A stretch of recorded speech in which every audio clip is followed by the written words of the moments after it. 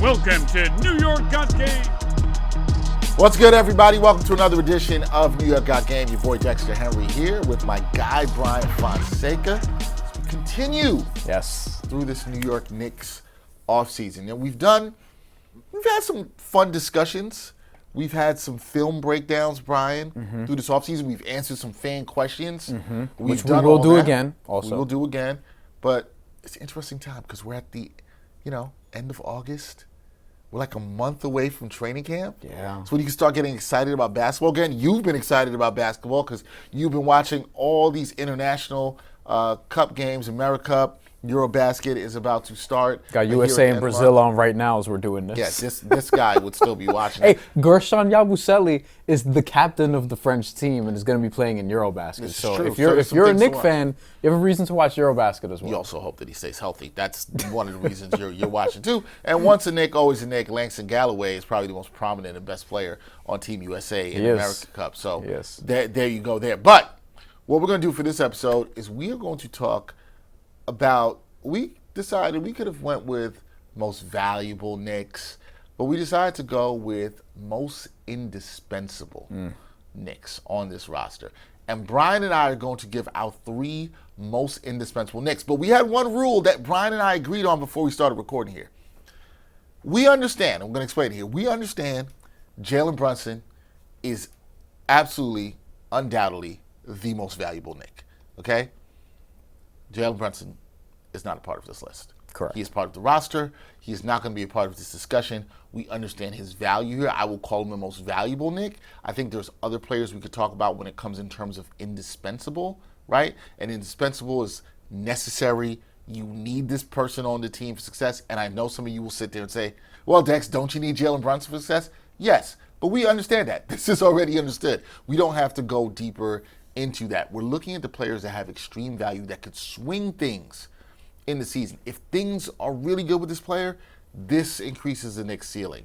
This means the Knicks are going really well. That's what we're looking about in terms of indispensable. If this player goes down, and again, I understand if Jalen Brunson goes down, the Knicks are cooked. We understand that. Yeah. But taking him out there, because we don't want to always just talk about Jalen Brunson and stars, we also want to look at the other players and what value they bring. If this player goes down, if you want to call them a role player or a secondary player, how impactful is that to the Knicks? So we're going to talk about all that here in this one. Now, in other words, Jalen Brunson graduated from the list. Yes, he graduated from the list. Now, before we get into things, there's a possibility that somebody else could graduate from this list. And Bryan and I talked about this before, but we said, we're going to have the discussion for you guys and try to come to a decision resolution. Jalen Brunson is we agree, the most valuable player. He is a two-time All-Star, two-time All-NBA. But then you also have the Knicks' other All-Star last year, and other All-NBA player, in karl-anthony Towns. The question here is, should Cat be included on this indispensable list? Should he be one of our potential three players that we pick as the Knicks' most indispensable, one of the three most indispensable players this coming season? I'm going to give my case. I say yes. And the reason I say You yes. think he should still be on this list? Yes, I think. Or still be at least a candidate for this list. A candidate for this. We might decide to not put him. But while I'm going to give the case for that he still should be on this list, we know how polarizing he is. And all y'all out there know this too. Because a lot of y'all were on him, and for reasons and the shortcomings with the defense and all this stuff. He also just got acquired to this team right before the start of last season. Right. And he was supposed to be the piece that finished things in terms of the offense and the starters to sort of unlock the offense. He's such a polarizing player, and I think he can swing things in so many ways for the Knicks. There's an argument that if he goes down, or if he doesn't play to his level of play, the Knicks are really hurt. If he does not play, so much rides on how he has to play, and that would be my case for having him on this list. But you might have a case to not have him in this discussion. Maybe you just want to make it more interesting with other role players, non-all-stars. What do you say? I can legitimately go either way on this. I guess the thing with me is he is a star. He is an all-star. He's been all-NBA. Mm-hmm.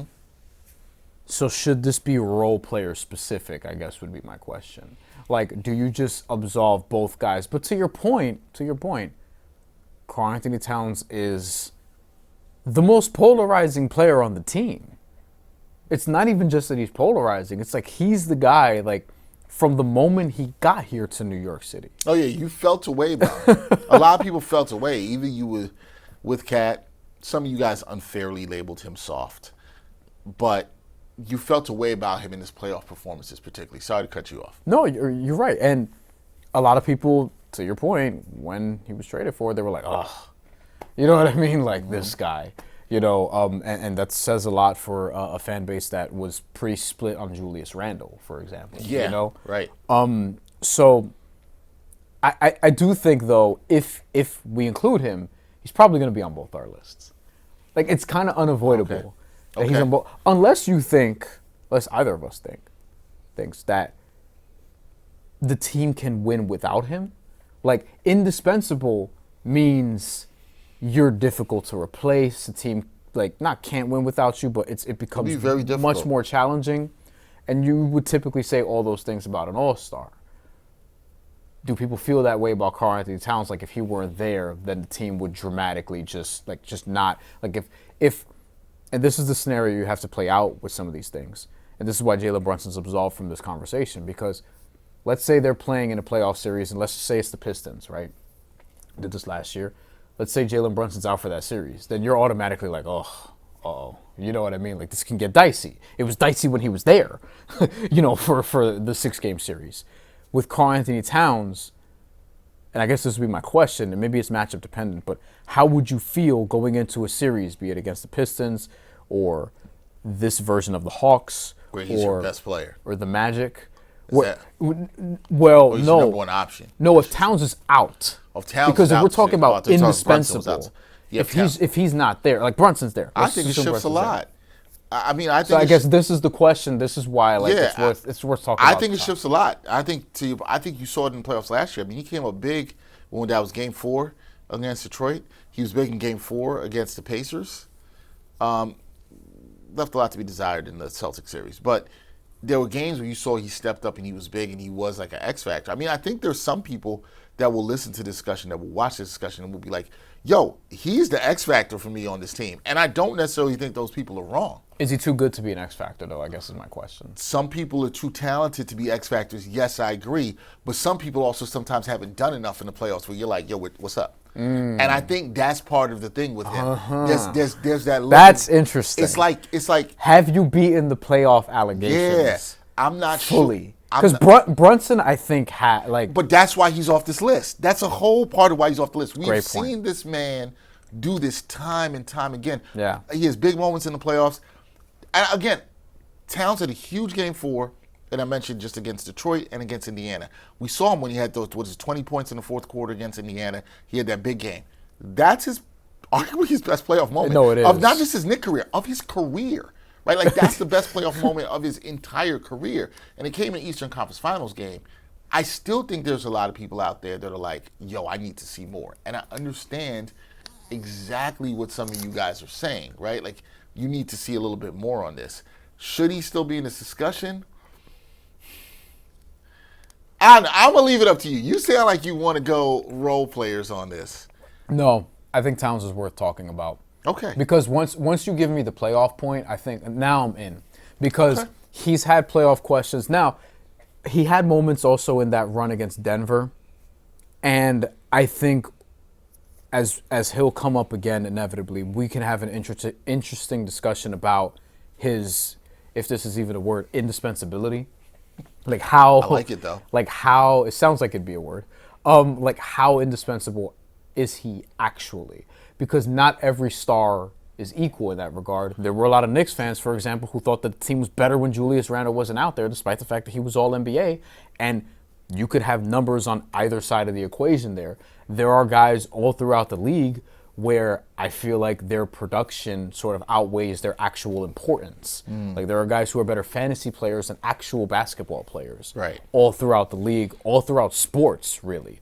So I think we can discuss whether or not Towns has graduated from there, will he, and all these different things. Plus, just other role players who may inevitably come up in this conversation, because we're going to have 3 each. Yep. And an honorable mention, as you mentioned, as well, before we started this. All right, so since we want to include Towns in this discussion, I will tip things off here because Cat was in my top 3, and I have him as number 3. He's my 3rd most indispensable Knick. I think for some of the reasons you just mentioned, Bryan, he is the wild card on this team. I mean, if you want to say X Factor, the wild card with the highest ceiling. Like, if he does what he's supposed to do, if he's what he's supposed to do, we expect to think that he can do. If he plays to his talent and potential, well, now you're cooking. I want to be very clear. I mean that on offense and defense, right? Can you get a little bit more out of him defensively? Can he give you a little bit more effort? That is something that I think you would like to see. I mean, I think when you look at him, it's also like part of the factor into my thinking is he was the new weapon for this team last year. Yeah. He was brought here with the ability for the Knicks to potentially play 5 out, to stretch the floor for them, to do some of what you saw. Maybe we saw too much of it with him attacking in isolation from the top of the key and lumbering down the lane. You wished it looked a little smoother. I get all that, right? You've seen he's an underrated passer, I think, from the elbow. There's a lot of things that he can do. And now I think the reason he also makes this list for me is, okay, I don't know what he's going to look like in Mike Brown's system. I know what he looked like in Tom Thibodeau's system. And I think you and I would both say the offensive sets that Tom Thibodeau ran left a lot to be desired. Okay? Now. But. Yeah, go. He benefited from them from a production standpoint. Like, that's true. He was immensely better than a lot of people expected during the regular season offensively. Like, remember the tear he was on early in the season, coming out the gate, regularly having games where it was like 28 and 15. You know what I mean? These 30-point performances, he was lighting it up from distance as well. Ultimately, with Karl-Anthony Towns, like, I think, and by the way, he's my number 3 as well. So like we'll just keep it here. He was my number 3 as well. Since we're including him here.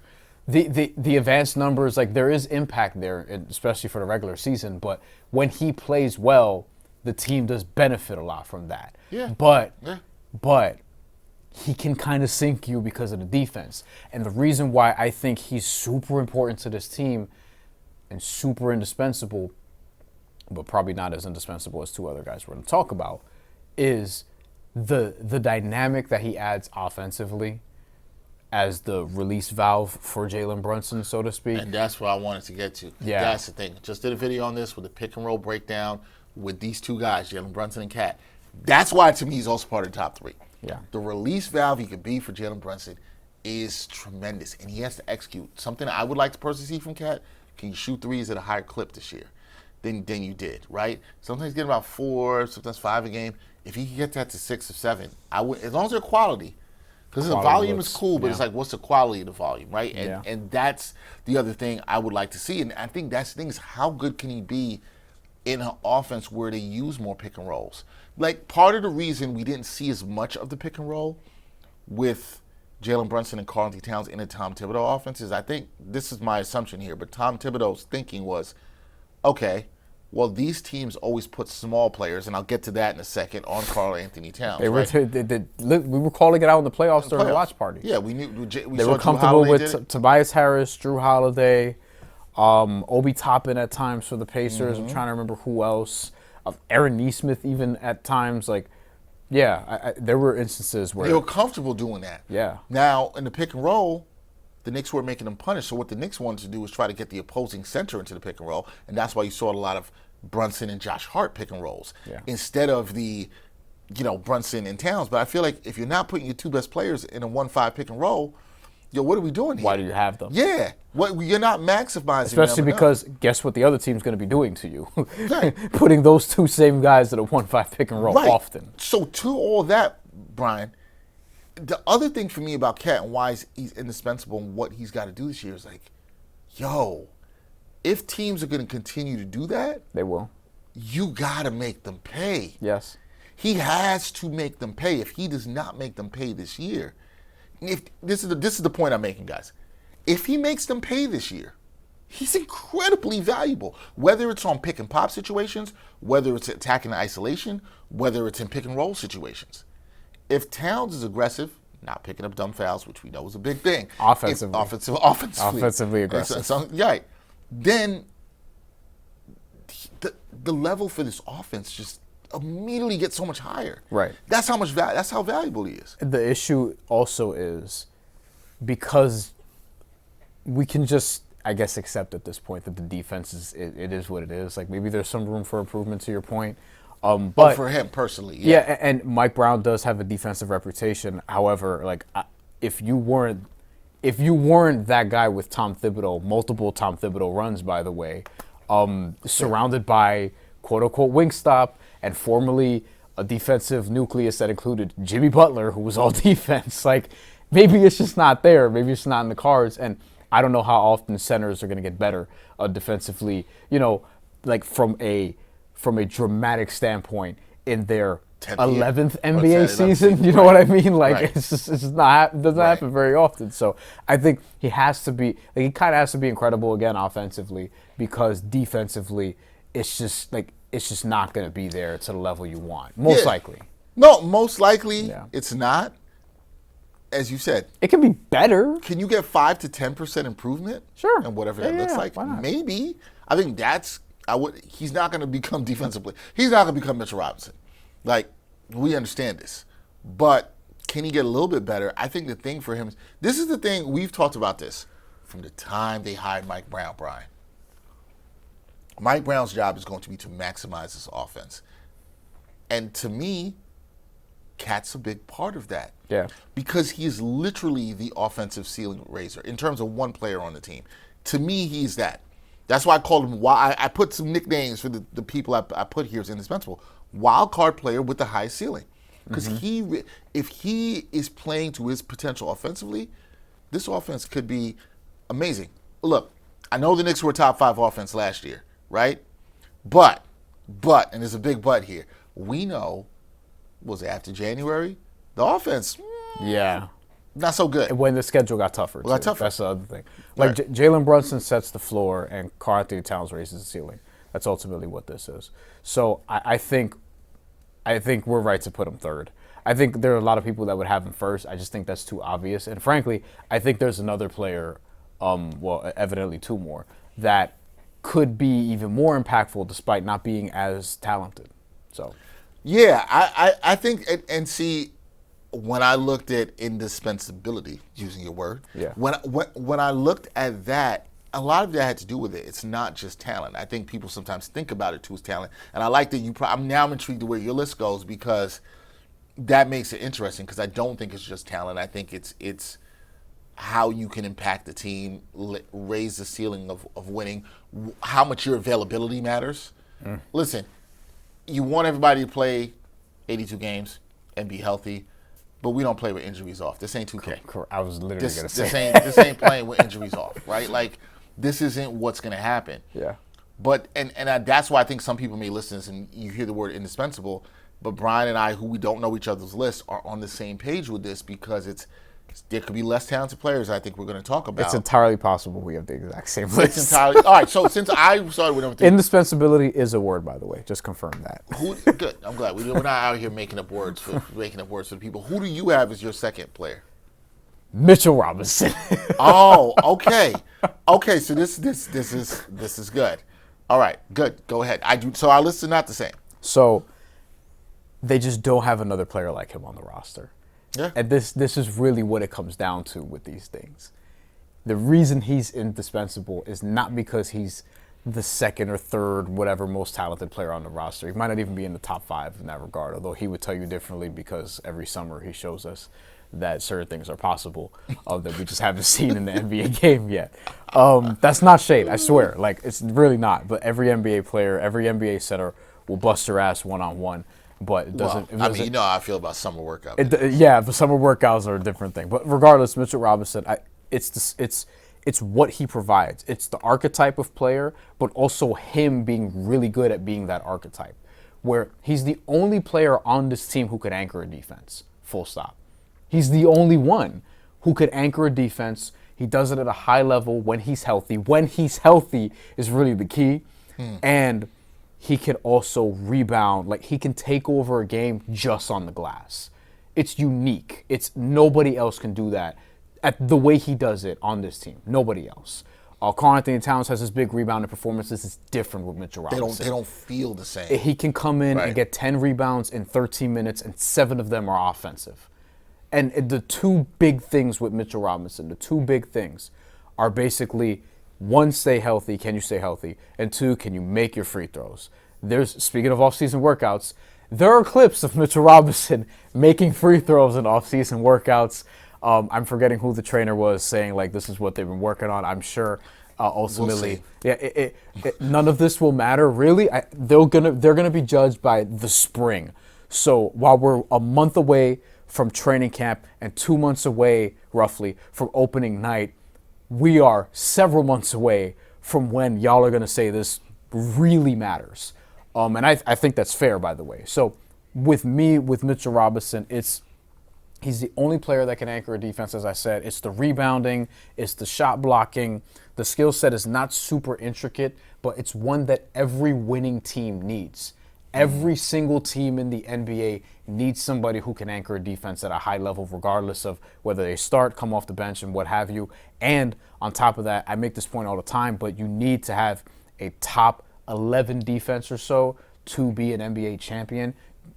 You have to have that component, because with Karl-Anthony Towns, you're just not going to have it. Right. So you have to have this component on your team. I think Mitchell Robinson is essential. I think his health is essential. And I think as long as you're not trading him and he's on your roster, he needs to be one of the reasons that you win. This is good. I'll let people know right now. Mitchell Robinson did not make my top 3. That's interesting. Okay. And I left him out, and it was a tough decision for me. We'll get to honorable mentions when we're done. But I love everything you said, and I think it's more than fair. I mean, I think this is an argument you could say he's the most I thought about it. What prevented me from putting him in the top 3 is not that I disagree with anything you said, because I don't. What prevented me was like, I don't know, is he starting? Is he coming off the bench? Now, you can also say to me, well, Dex, either way, he's still got a lot of value to what he does, even if it's backing up. And you see how he elevated them in the playoffs when he played well, obviously. And that's staying out of foul trouble. That was actually one of the things I had wrote down in notes for him, was just that how he elevated them in the playoffs, right? How he impacts defensive rating on this team. Yes. Which is the most intriguing metric to look at when it comes at Mitchell Robinson, because that's where you really see that. And then what those on-off numbers are, and then how the Knicks were with him in the actual rotation, whether starting or not, or without him at all. I mean, if he's healthy, he shifts a lot for this team. A lot. If he's healthy through the first 35 to 40 games of the season, and he still has not signed a contract extension, there's going to be a lot of talk about that and what the Knicks should sign him at. And, now are they trying to look and getting him on a team-friendly deal? Will he play himself out of that kind of deal? Well, he settled for a quote-unquote team-friendly hometown discount. Yeah, his agent might be like, yo, you tripping. Like, you're not doing this. And as somebody who's entering his 8th NBA season, who is deeper into his 20s now, this is his chance to get paid. So he might want the big contract. He's got to show that he's healthy. Yeah. But his health swings so much, and that's why I'm fine with him being on your list, is one of the second most indispensable Knick for you on the list, because he does swing a lot for the Knicks this season. Now, it's so interesting. You focus so much on his defense. And we know what the free throw shooting is, and we know his limited offensive skill set and all that. But the defense matters so much, and the rebounding. I mean, his offensive rebounding rate is insane. We saw it in the playoffs. He will get offensive rebounds, like Bryan said, like getting 7 in 13 minutes. That's not crazy. Like, that happens. Yeah. And that breaks the spirit of the other team, where they're like, it's deflating when you play defense for 24 seconds or less, and then you don't finish the defensive possession by getting the defensive rebound. Especially against a team that plays at a slow pace. Yeah. Because it's like, we got to do this for 24 more seconds. You're like, oh, man. Or 14, I guess. 14 more seconds, yeah, right. Yeah, it's deflating. So he does have that kind of impact, and I'm fine with the pick. I went for my second. I want to add also. Yes. I want to add also. What is the thing that I feel like this doesn't get talked about enough? But like, what is the thing that you're taught when you're playing basketball growing up? You're taught to make your teammates better. That's not just a point guard specific thing. Point guards back in the day, because you point guards now, like, y'all don't be really point guarding like you used to. But Mitchell Robinson makes teammates better. The defensive impact is, like, it's there when he's on, when he comes onto the floor, and he's able to stabilize, like, an anchor of defense. I think he's one of the better anchors in the league. I don't know what that is, top whatever. It's not top 2, 3. It's not that high, but he can do this at a high level. And I would say, like, he does have all defense talent. It's just you don't get the availability from him. Yeah. And because karl-Anthony Towns is not going to anchor a defense like that, like, it just matters so much when he's out there and playing well. Yeah, what you said, like, when you look at how he played in the playoffs when healthy, he played at a DPOY level. He was really good. He absolutely played at that level. I mean, when you look at what opponents are shooting against him within 6 feet of the basket, he's one of the best against He's your that. only deterrent. He's really your only deterrent. He was second in offensive rebounding rate in the 23-24 season before he got hurt, only behind Steven Adams. His win shares per 48 are always at the top. I think in the regular season, very small sample size, but he had the best. And then in the playoffs, he was up there as well. So. Yeah. So his impact there's no doubt about Mitch's impact. I just went with a couple other guys that I knew were definitely starting, was kind of like the swing thing for me. So for my second guy, I went with the guy who I think I agree with you. Mitch Robinson anchors the defense. But this person I would say is the defensive backbone of the team. So this is probably my number one. This is OG Anunoby. Yes. So okay. So OG. So we have a. So this is my number one. So we differ here. Different number one. I think I know who your number one is, and I'm a little surprised, but I can't wait to get to this. All right. So look, I think had to be on this list. Yeah, absolutely OG had to be on this list for a couple of reasons. We all know here how good this man is defensively. Yeah. And he can guard 1 through 4. Some smaller 5s you might be able to throw him on, and he's fine too. But he's kind of like, if Mitch isn't out there, he's the insurance policy on every possession. He's going to clean some stuff up. He's going to rotate. If everybody's not on their game, he makes up for a lot of mistakes. And you also think about the value of him being able to space the floor, being a good 3-and-D player, spot-up three-point shooter, shot better on above-the-break threes last year than he had done early in his career. I think if he grows in that range, that can be better. I think the thing that was encouraging towards the end of the season, and I will say I'm still not super confident because still a little shaky, No, I agree. is the shot creation. Yeah. We saw a little bit at the end of the season where OG got in his bag, and then he started feeling himself, and he was in his bag too much, and we saw some turnovers. If he can clean some of that up with his handle, I think there's another level. I think we saw him jump a level offensively, but there's still another level he can go. I'm not saying he's going to be out here giving you 22. You know what I'm saying? He shouldn't have to. Shouldn't have if to. he's doing that, it's probably because somebody else is significantly injured, and that's not good. I think you don't want OG Anunoby having to give you 22 points a game. I think it's nice when he can, like when Brunson was out. I think it's nice for a game or two in a series if he breaks out for higher than different. that. And I also think it's how that 22 looks. Right, correct. If it's with a lot of ISO for him, not ideal. I don't think it's ideal. Granted, I am intrigued to see, does Mike Brown add some wrinkles in the offense for him to create a little bit more with some different spacing? How does that look with certain lineups on the floor? Yeah. Does he get the same space when Mitch is on the floor as opposed to when Mitch is not on the floor? Does he use him as a cutter with Cat at the top of the key, which is what I'm most intrigued by. I want to see that. Yeah. Him and Mikal Bridges, I think both should be used strongly as cutters in the system, and then we'll get to that in another video and breakdown later. Yeah. That's something we're definitely going to talk about later. But to me, I wrote that down as a note for myself. I was like, floor spacer. Yes. The cutting. He's fantastic cutting with the ball. How many times you see Cat find him under the basket, and easily he goes up strong and finishes well. He is arguably the best perimeter defender on his team. I would take him one on his team. You could throw him on a variety of different players on the perimeter of size, of speed, and he has the ability to recover. Strength, too. I think the strength that he has is that it. I think last year he showed that he could be healthy. He had his healthiest season last year. So if he is playing I'll just use the minimum games that we have for awards. If he's playing 65-plus games, You'll take it.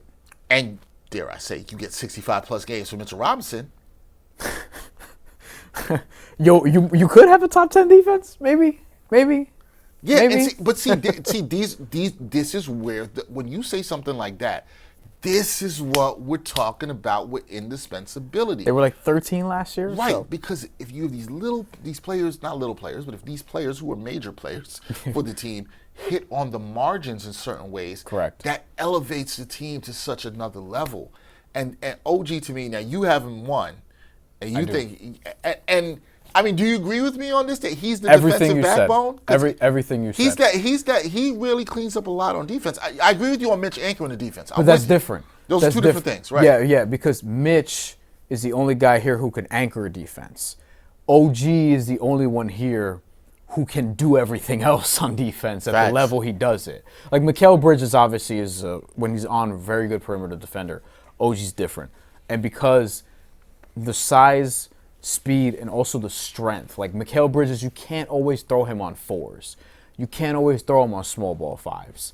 You know what I mean? He's a little more wiry. He can get out muscled maybe, even though he's going to be there on a perimeter. You'd prefer Mikal Bridges guarding guards and ball handlers and things of that nature. But with OG Anunoby, you can throw him on, as you said, 1 through 4. Like this is one of the key points for me, at least, in this.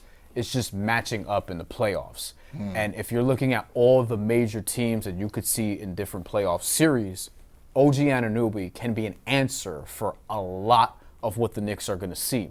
Because if you're playing the Pistons, you saw that he was guarding Tobias Harris, for example. You could also throw him on Cade Cunningham in spurts. If you're going to play the Atlanta Hawks, there's a bunch of different guys that you would probably want him to guard. If Jalen Johnson is healthy ever, then OG Anunoby could be one of those guys. By the way, if he switches on to Trae Young or even Kristaps Porzingis, you're probably okay with that. And then if you're looking at just the rest of the Eastern Conference, obviously Cleveland, we know that he can probably switch on to one of the two guards, although it's more likely he guards like Evan Mobley, for example, because karl-Anthony Towns would probably be with Jared Allen. And just going on down the line, if you look at Orlando, Paolo Banchero, Franz Wagner, OG's obviously going to take out, or maybe not take out, but guard one of those two guys. So matchup-wise, like he's super important. You could throw him on a lot of different guys, and the shooting that you mentioned. By the way, as a scorer, most points per game in his career last year. Now, points per game is not everything. It's, I think, even overrated to some extent, depending on how you measure it. But the points per 36 were there as well. He was scoring at a higher clip. And he was doing it efficiently. His shooting splits were very, very good. He shot about 48% from the field with some rounding, 37% from 3, and 81% on free throws. Those are splits that you'll take. By the way, the free throw shooting was the best of his career outside of one other season in Toronto where he was at 84. And ultimately, he got to the line more than he ever has, which was encouraging. Only 3 times per game, but that's not nothing for somebody who's maybe the tertiary or even the 4th ball handler on this team, who is often playing with Josh Hart, who could also handle the ball a lot. So I think with OG Anunoby, the skill set is super indispensable. We talk about 3-and-D guys, and he's like one of the best versions you could have of that. And those are guys who can help you win championships. No, I agree. I think the point you made that's really, really good is what he can be as an elite isolation stopper and being able to put him on different guys. You know, another guy you could throw out there, you mentioned so many good names. You said Giannis, Tyrese Maxey. Yes. If you know, we saw him get minutes on Maxey a couple of years ago in the playoffs. That's the thing. He's so important to that. And I think you know that when he's – the one thing about OG, and this may be factored into your decision to put him 1, you know what you're going to get from him, and you've seen it get a little bit better through his Knicks tenure. He got better last year, and you're wondering, does he get like a 5-10% better this year? And what does that do for the Knicks? But he's solid. Like, he's a guy that's out there that you're like, yeah, I know I'm getting the defense. Occasionally, he might go through some streaky shooting spells, like everybody does in the season in the NBA. But you know he's going to show up on defense. You don't never have to worry about that. And he's so – that's why I call him the backbone, defensive backbone. He's a defensive backbone of this team. And, yeah, I think he's extremely valuable. So you had him as number 1. Number 1, yeah. All right. So he's one of the best role players that they've probably had in a while. And I think, like, if you are trying to win a championship, like this is the type of skill set that you need on your roster. So you need his availability, and I don't think you need 18 points a game again necessarily. I'm not sure you're going to, but if he can do that again, you'll absolutely take it. I think it's nice. There's a world where he could average 16 points a game, 15 and a half points a game because the bench is better. Mm-hmm. And even when he plays with some second unit guys, he doesn't. It's not a struggle like we saw in the playoffs. So there's a world in which I could see that, but he has a better season. Surprised that he's only had one all defense of his career, although that could largely be health. I think a lot of that is health. I think if he's healthy, he has a great chance of making all defense. He was the guy who got the most votes last year that didn't get into the second team. Like he was the next guy. Literally on the list. He was knocking on the door. Points, I think if the Knicks are a little bit... I thought he could have gotten it. I thought so, too. I think if the Knicks are just a little bit better defensively as a team, as you said, maybe moving up into that top 11. If Mitchell Robinson's healthy, Anunoby probably. That's a good point. And see, that's how indispensability works. Yeah. There you go. Okay. So, for me, number one was also the guy who I think I took with my first pick when it was like, hey, if this person improves the most, this could shift things for the Knicks. It could only be one of two people, and I'd know who it is. And this is Mikal Bridges. For me. This is Mikal Bridges because we know that Jalen Brunson is the engine of this team. Mm-hmm. Everybody's aware of that. But to me, the difference between the Knicks being really good or a championship level team has everything to do with how Mikal Bridges plays. Everything to do with how he plays. Like he, to me, swings so much. Yeah. And now, one thing you would in Mikal Bridges that you bank in is his availability. He's always there. He does not miss a game. That's true. And that makes him extremely, extremely indispensable. Just the fact that he's constantly doesn't miss a game. Now, what if he does miss a game? For some of you out there who are like, I don't like what Bridges was like last year. He was inconsistent. You're right. But I do think there are things you would feel and notice if he's not there that sometimes we're not thinking about. And you're not missing the 5 first-round picks, so miss me with all that. Okay? Miss me with all that. But for me, it's that he's the most versatile two-way player on this team in terms of what his ceiling could be for you offensively. Yeah. And then what he can do for you defensively. Yeah. He's not OG. I think OG is a notch better than him defensively. But when Mikal Bridges is on and he's doing what he's supposed to do defensively, see games 1 and games 2 against Boston, that's elite level play that we saw there in the clutch without fouling. Like, those were championship level winning plays there. Mm-hmm. He's capable of doing more of that consistently. I think he's also capable of handling the ball a little bit more. Yeah. To take some off of Jalen Brunson, to take some off of Josh Hart, who you just mentioned, my guy. I think that he can do that. I also think that I'm projecting a little bit here and hoping that this happens for him. I think there's also value in somebody being a little bit more comfortable in year 2 than they were in year 1. Yeah. And I think if he's more comfortable. OG did it last year. Right. He's more relaxed. He got his contract extension. Yeah. Great point. All this stuff. I think he's actually better suited. This is another reason why I'm calling him indispensable, is the availability. I think that his skill set is better suited in Mike Brown's offense than it was in Tom Thibodeau's offense. I can see that. Because I can see him handling it a little bit more. I can see Mike Brown using him in different actions that frees him up for easier shots, whether it's in the mid-range. But the key thing for me, and the reason why, if he's indispensable, the word that everybody is going to use, it's a little bit with Cat, get a little bit with Mikal, aggressiveness. If he is playing to his level and not fading away from the basket and not shying away from contact and actually gets to the line, because that's going to be a huge thing to me in raising this Knicks offense. Mm-hmm. Can Mikal Bridges just get to the line a couple more times a game? We will take 4 trips at the line a game. Can he get to the line 4 times a game? 6 would be really nice, but I don't know if that's going to happen. I mean, you'll take 3, given that it was 1.5 last year. Yeah, can be 1.5, right? But if he does that, I think because he's such a good player in terms of catch and shoot metrics, we've seen this. He's such a good player in mid-range. He unlocks the team's tempo in a way you could push it when he's got the ball in his hands in transition, spacing with him and OG and what they can do. And so I just think if he is playing good in high leverage moments, like we saw him in the playoffs, if he's playing at the top of his game more than anybody else, and look, I'm not looking at this about 5 first-round picks. I'm not factoring that in. I'm just looking at his skill set and how it fits into this team. And if he's playing optimally, what does it do for this team? Oh, I think he's a huge difference maker because he can become your secondary ball handler that you can trust to also hit a shot, also to set some other players up. And you could throw him on another team's elite scorer. To me, he's the most versatile two-way player on this team. And basketball, and particularly NBA today, Brian, is about, how many good two-way players can you have?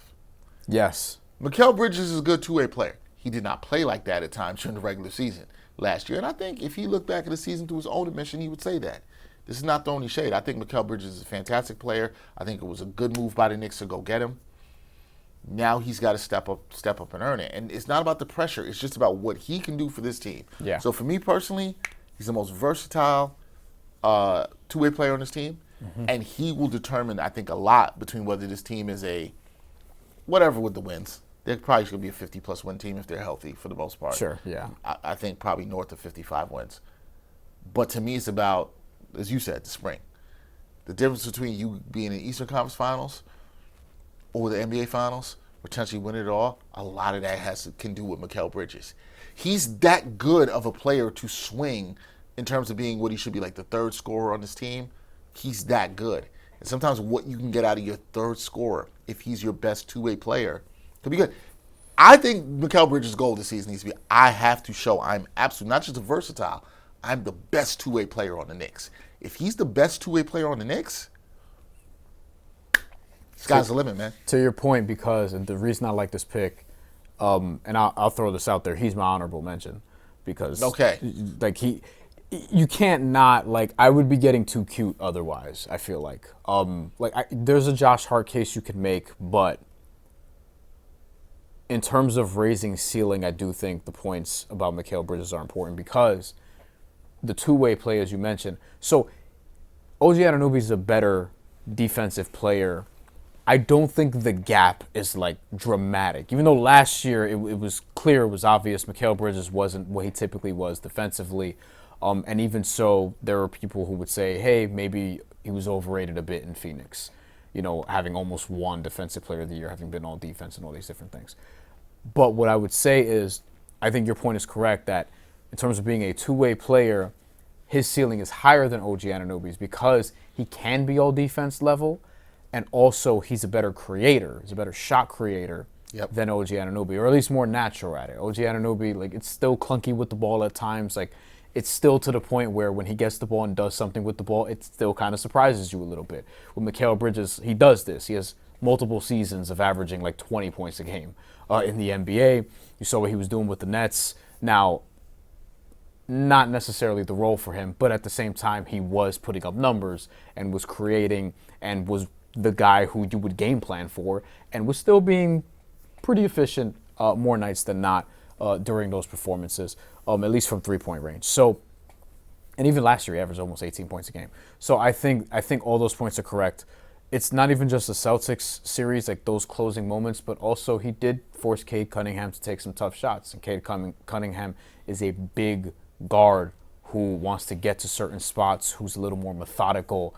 I don't want to say he's a bigger Jalen Brunson, but I think there's some measure of truth to that. You know what I mean? A bigger Jalen Brunson might just be Luka Doncic in some ways. Not the passing. The passing is very different. But I think with Mikal Bridges, you can throw him onto guys like that. And in terms of matchups, you could throw him on a Trae Young and see how that goes. In looking at the Orlando Magic, I wouldn't throw him on Franz Wagner or Paolo Banchero, but they have Desmond Bane now, so he can take that responsibility. That's not nothing. Desmond Bane's one of the better shooters in the NBA from three-point range, and is someone who could do a little bit with the ball as well. And Mikal Bridges, if he can take him out of a game, that's going to be very meaningful because Orlando's a team you might have to go through in order to get to where you want to go. And then with Cleveland, obviously, we know you probably take one of the guards there. Could also take some DeAndre Hunter as well. Like, there's a lot of different ways that you can just sort of play out Mikal Bridges. So to me, he should be up here. I just think skill set wise, like Towns is Towns. So it's just hard to leave him off of a list like this if we're going to include him. And then with Mitchell Robinson, OG Anunoby, I talked about like mainly the defense, but with Mikal Bridges, like he's right there too. That's why you paid him. Paid him in terms of the contract and also paid for him in terms of the draft capital to get him. Yeah, and what's interesting is, so for both of us, we had basically the same top four because it's just different not order. the same in different order.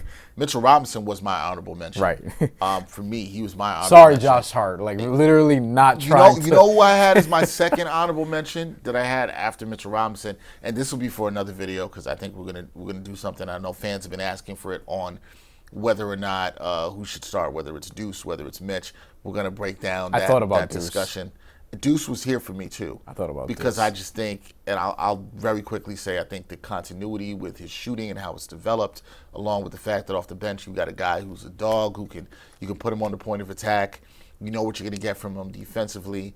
You saw with him last year when he missed games, and the Knicks bench was dreadful and they couldn't get any scoring. They missed Deuce a lot. Mm-hmm. This year won't hurt him as much because you got Clarkson, you got Yabusele, guys who can give you a little bit more punch. But I still think Deuce is the best defensive player on the bench unit. If Josh Hart is going to be good too if he's there or he's not. Mm-hmm. But we're talking a lot about defense here. Notice that, folks. We're talking a lot about defense. Defense still wins championships. Because it still wins championships and it still the matters. Best team in the NBA defensively just won the title. Yeah, and it still matters. So I think when you have valuable defenders where you know that's what you're getting at, if you lose them, that hurts a lot.